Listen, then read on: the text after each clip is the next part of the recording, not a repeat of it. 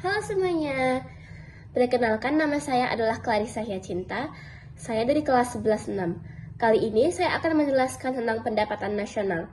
Nah, pendapatan nasional itu apa sih? Nah, pendapatan nasional ini merupakan sebuah total nilai dari barang dan jasa yang telah diproduksi oleh suatu negara dalam suatu periode tertentu. Biasanya, satu periode ini berusia selama 1 tahun. Nah, lalu bagaimana cara pemerintah mengukur pendapatan nasional ini? Biasanya ia diukur dengan cara menghitung mata uang lokal per tahun, lalu disesuaikan dengan inflasi, dan juga perbandingan waktu. Nah, lalu mengapa pendapatan nasional ini penting? Karena yang pertama, ia merupakan ukuran kesejahteraan ekonomi bagi negara tersebut.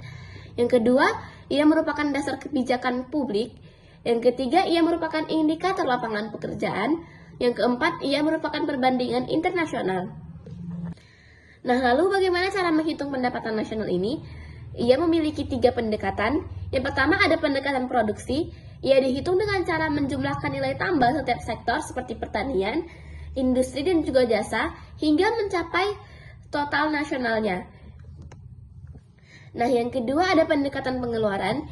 Ia dihitung dengan cara menjumlahkan pengeluaran pada konsumsi, investasi, dan juga belanja pemerintah, dan juga ekspor neto. Dan pendekatan yang terakhir merupakan pendekatan pendapatan. Ia dihitung dengan cara menjumlahkan upah, keuntungan, sewa, dan juga pajak dikurangi oleh subsidi pendapatan yang diterima oleh faktor produksi. Nah, lalu faktor-faktor apa saja yang memengaruhi pendapatan nasional ini? Yang pertama ada produktivitas dan juga teknologi. Nah, peningkatan teknologi ini dapat menaikkan output per pekerja dan juga mendorong tumbuhnya pendapatan. Yang kedua, ada sumber daya alam dan juga sektor primer. Nah, ketersediaan sumber daya alam ini dapat mendorong hasil pertanian sehingga dapat mengaruhi kontribusi sektor primer. Lalu ada investasi dan juga infrastruktur. Nah, investasi publik dan juga swasta memperbesar kapasitas produksi ini dalam jangka panjang. Lalu ada perdagangan dan juga kondisi global. Nah, permintaan ekspor dan juga harga komoditas dan juga kondisi ekonomi dunia berdampak langsung pada pendapatan nasional ini. Lalu ada kebijakan fiskal dan juga moneter. Pajak, belanja pemerintah, dan juga suku bunga memengaruhi konsumsi serta investasi. Nah, lalu apakah manfaat dari data pendapatan nasional ini bagi pemerintah dan juga masyarakat? Yang pertama, ia membantu perencanaan anggaran dan juga prioritas belanja publik.